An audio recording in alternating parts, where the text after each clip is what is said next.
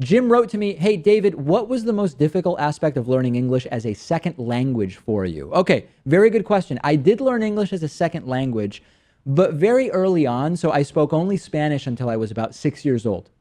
And then I was fully immersed in American English school. And within 3 or 4 months, I had caught up to the English level that everybody in my class had, but yet there were still some things that remained as the difficult things. So I'll tell you what was difficult for me. It might be different if you're learning English as an adult. Number one, the inconsistent pronunciation of like O-U-G-H, yes. Whereas through and tough end in the same way, but are pronounced completely differently. And you take basically those letters individually, none of those make those noises. You basically just have to know the words. And that's similar to Hebrew, which I've learned a little bit. I'm not nearly as proficient as I am in Spanish or English, where you just have to recognize words, especially because Hebrew is written without vowels. So from the context, you have to recognize, oh, this word that might be made up of just 4 consonants, it means one of 2, 3, or 4 different things based on the context and the words around it. So that was really difficult with English. There were some names that were difficult for me. Like I assumed that the name Penelope was Penelope until freshman year of high school, when I finally met someone named Penelope and then saw the name written. I just didn't know. I thought it was Penelope, and I was, of course, sort of wondering, I've never heard that name said out loud, but I keep seeing it written. It must be Penelope. I don't know. So that was difficult, but that's really just more of a what specific culture you're in. And I do think that there are some pronunciation differences, which to a native speaker, now I hear them, but initially I didn't. So for example, the difference between someone's ear and next year, it's a very slight difference for a non-native speaker. And like for my parents, that's still something that they don't really pronounce differently. It's just kind of a blend, whether they're saying someone's ear canal or New Year's Day. They pronounce it the exact same way. Those types of nuances were kind of difficult. What about just the size of English vocabulary? Because, of course, English is a Germanic language, but it takes a lot from the Romance languages, and, of course, it's affected by the Norman conquest of 1066 as well. Naturally. So, you know, just like in Spanish, for example, the word for problem is what? Problema. And the word for issue?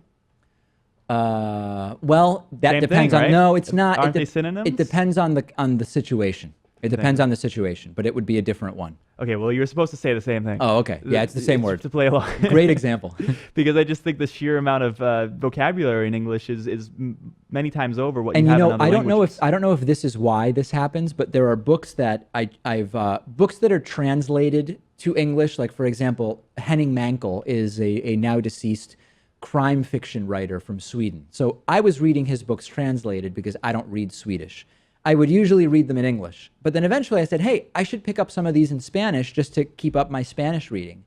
And every single time, the Spanish language translation had significantly more pages than the English language translation. Okay. And I wonder, and I don't know the answer, I should ask my mom who teaches Spanish literature and Spanish language, I wonder if the reason for the much longer translation into Spanish is that because English has a larger vocabulary, there are many words and phrases that can be translated more concisely because there might be one word in English to describe that idea, Yes. whereas maybe in Spanish you need a few words. I don't know. I'm thinking out loud. I think that's what it is, and also, I mean, you can't directly translate things. I mean, you put something into Google Translate and have it come out in Spanish, it's going to be a lot longer. Of course. But also, it's going to be incomprehensible to someone who speaks that language. Maybe so, yeah.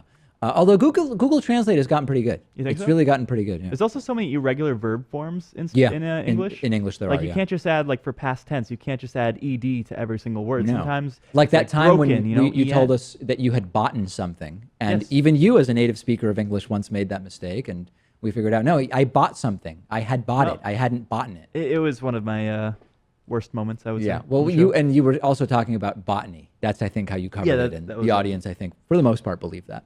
Okay. We've got a fantastic bonus show for you today. On the bonus show, we will be talking about how letting kids sleep in could save $9 billion a year. We will talk about zero waste stores putting consumers on the front line in the fight against packaging. Remember that orange at Whole Foods that was wrapped in saran wrap on a styrofoam tray or something insane? Anyway, We'll rehash that on the bonus show. And also, this is a weird story. Parents reportedly traveled from India to help their son beat his wife. A very, very strange and disturbing story. All of those stories and more on the bonus show, davidpakman.com/membership. Get signed up and get instant access.